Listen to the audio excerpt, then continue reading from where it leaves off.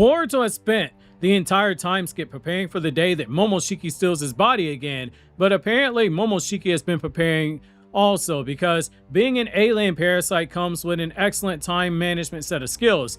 The assumption was always that Kawaki versus Momoshiki would happen after Jura was dealt with, when Boruto finally attempted the most obvious double cross in Otsutsuki history. Kashin Koji's 10 Directions visions may have just blown up what that timeline was supposed to be, because he has already seen Momoshiki controlling Boruto with Kawaki and Himawari right there when it happens. And if that confrontation occurs before Jura dies, then Kawaki might be forced to fight the monster inside of Boruto much sooner than anyone expected, and more importantly, he might be risking himself for exposure. Join me in today's newest Naruto Explain video, where your OBC, your original Boruto chief, takes a look at why the pending battle of Kawaki versus Momoshiki might be coming sooner than expected, and why Himawari's presence there is a lot bigger and means a lot more than you may have paid attention to. Also, with Boruto's manga on break this month, more Patreon exclusive videos will be debuting here on YouTube,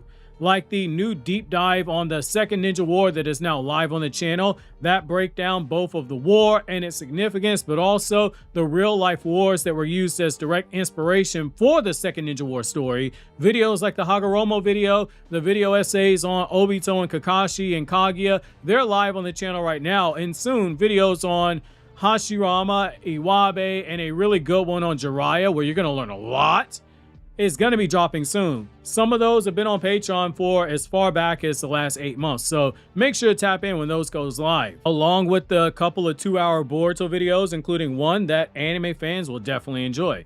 So up until recently, the path towards Kawaki versus Momoshiki seems pretty straightforward. Unlike a WWE event where the card is subject to change, we had no reason to think that this battle of Kawaki versus Momoshiki would not be taking place until after Jura was taken down. However, with the latest chapter, we can't be too sure now. Our expectation was simple. Boruto made his deal with Momoshiki. Momoshiki gives him full power to use on top of Boruto's base, which goes over Jigen.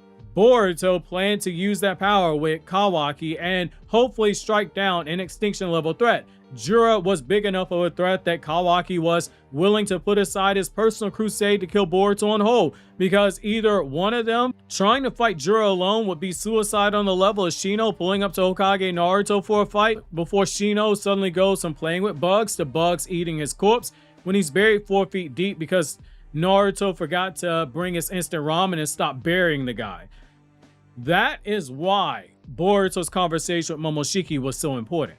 Boruto essentially offered Momoshiki something that he has wanted for years: controlling his body without strings attached. It came down to a simple request: give me the power to stop Jura and I'll give you my body willingly. Boruto knew he couldn't continue to suppress Momoshiki after that battle, that he needed extra power to even stand a chance beating Jura. Boruto tried to fight Jura, and Jura ate all of his moves. Even the Rasengan Uzehiko, Jura took one look at it, figured out how to counter that same jutsu that shredded Hidari apart. Albeit Boruto didn't use a fully charged one, but it stands to reason Jura figuring out how that jutsu works and how to reverse it still applies to a fully reversed version, depending on the circumstances it's used under. Once Jura got annoyed enough with Boruto, he took him down with only a few hits and was going to kill him before Kawaki showed up. Kawaki pulled up on Jura, and Jura's response was, "Sit down, I just want to talk," and he treated him like an adult lecturing a child. Neither boy was enough going up against the grown man known as Jura, but with adjustments and planning, they might have enough to work together. That's why Boruto making that deal with Momoshiki felt like such an obvious choice, and yet Boruto went into that meeting with Momoshiki already having a plan in his back pocket. Kawaki had already agreed to kill him if Momoshiki took over. There was just one tiny problem: Momoshiki isn't stupid. He immediately realized Boruto was planning to betray him.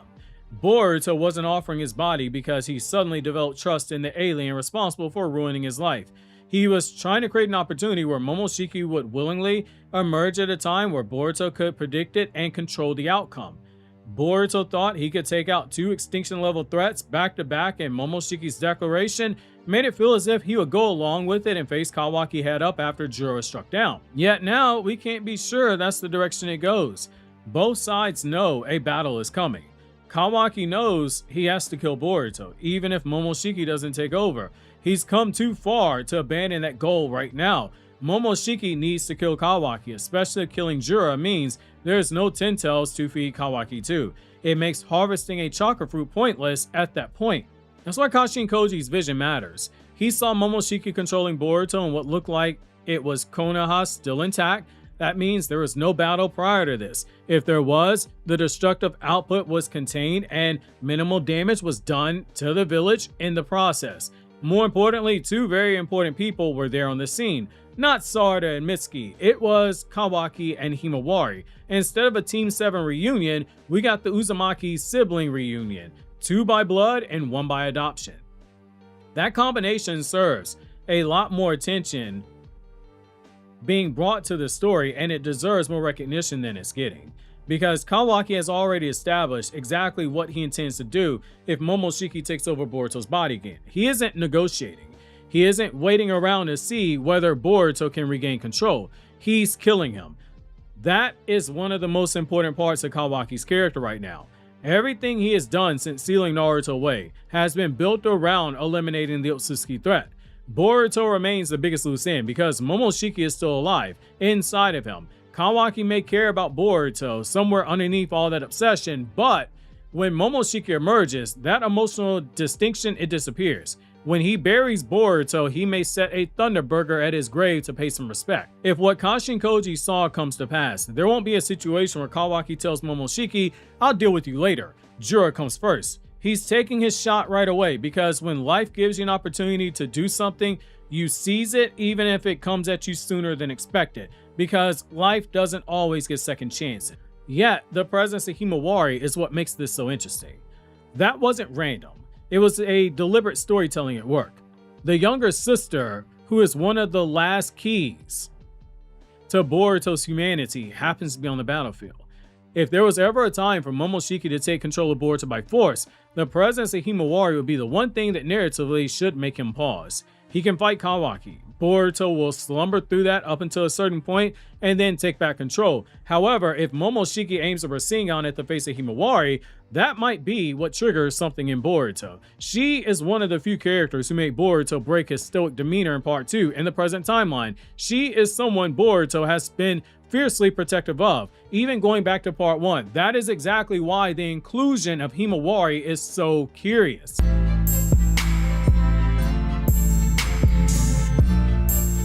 This could be setting up a subversion of expectations. Momoshiki versus Kawaki happens. Fight rages on. Himawari gets involved. Boruto begins waking up to take back control of his body. More importantly, her being there watching the whole fight means Kurama is there watching the whole fight too. We talked about this in a video before. The story has been deliberately keeping Boruto and Himawari apart. They've never had a direct conversation with one another. The closest we've ever gotten is Himawari saying that she could heal Sarada, but wasn't sure how much it helped, and Boruto said nothing back in return.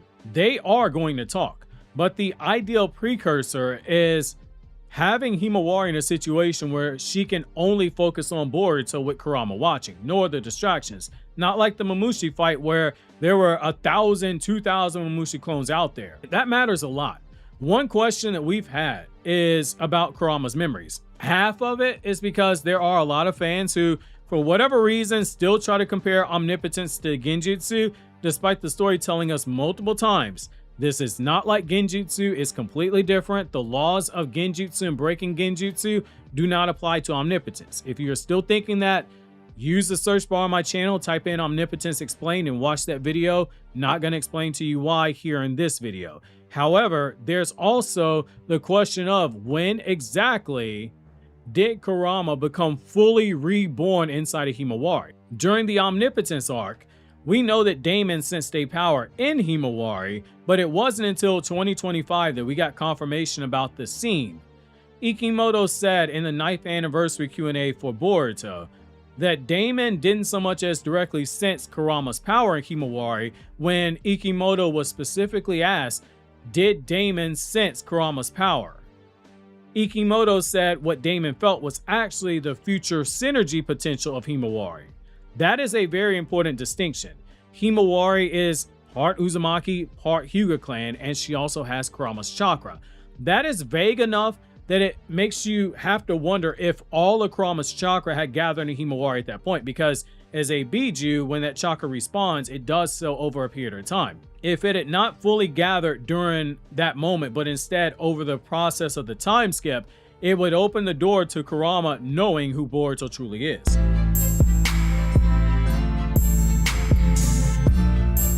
So what exactly does Omnipotence do with a being who effectively has re-entered the world after the original rewrite?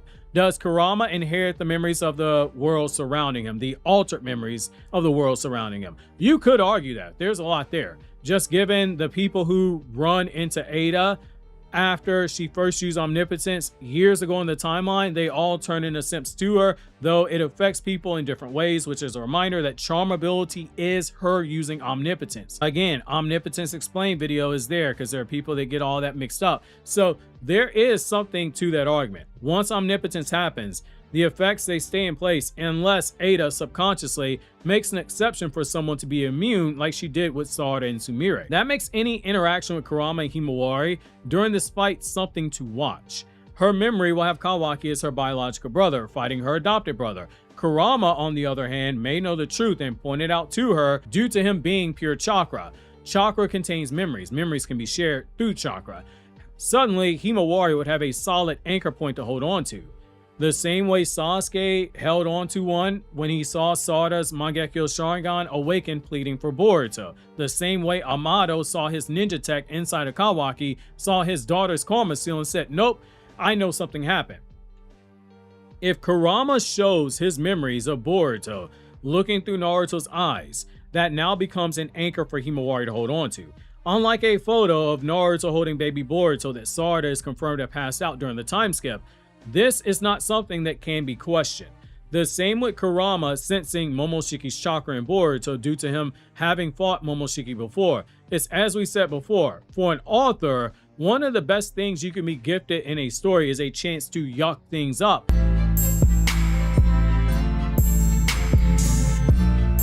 And the good author knows how to structure things to where it triggers a reread, and when that happens, it feels as if everything has fallen into place for the reader. It's one of the joys that I personally had reading Naruto each time Viz Media dropped a new manga volume. I'd go back and I reread the story from the very beginning. It's part of why it has taken me so long on the Everything One Piece Explained channel to get caught up, because when I get to key events, I will pause the reactions I do on that channel. I will go back and I will read the story from the very beginning, and the benefit of hindsight helps you reevaluate the story and it elevates the story for you. That is why you continuously hear me say when talking about Boruto, I strongly encourage you go back and just reread the story, especially during times like this where there is a break. Kurama having his memories would and should trigger that kind of response from readers of Boruto. Underneath all of that, Himawari's presence could turn the battle into one of the first major cracks in Omnipotence, just as Daemon warned Kawaki. The longer the lie about Naruto being dead goes around, and people like the Shinju keep popping up, Boruto keeps popping up, eventually the credibility that Kawaki has as Naruto's son, that will be called into question. Right now, nobody is going to debate if Naruto's child Kawaki says, Boruto killed my parents. They have no reason to think that he is lying. It's as Ada said in chapter 1 of the story though, new memories, new experiences are the key to pushing back against Omnipotence. It's not telling people their memories are altered. It's those new memories and new experiences. It's basically forming new anchor points. Himawari's memories were confirmed altered, but as she herself has expressed, she has skepticism that Naruto's dead, and it's because she said that she can feel it, almost as if she can sense that Naruto is still out there, the same way that Sasuke was able to sense Naruto was alive back in the Momoshiki arc. There is a storm brewing here. Red herrings are being planted to make us look elsewhere. Boruto is becoming increasingly emotionally vulnerable, from the weight of stopping Jura to Sarada being captured due to Boruto's plan backfiring, and now potentially Momoshiki seeing a path to claim his body sooner than their deal originated. It's there for Ikimoto if he wants to explore it, to use Himawari as a potential breaking point in this story, both for Boruto to regain control of his body, but also for Kawaki's walls to continue closing in and Himawari learning the truth as the story goes on. Obviously, if you enjoyed this video, consider subscribing. Click here on the left for this Naruto Explained video, or click here on the right. Check out this video that YouTube says you'd enjoy from the Naruto Explained channel.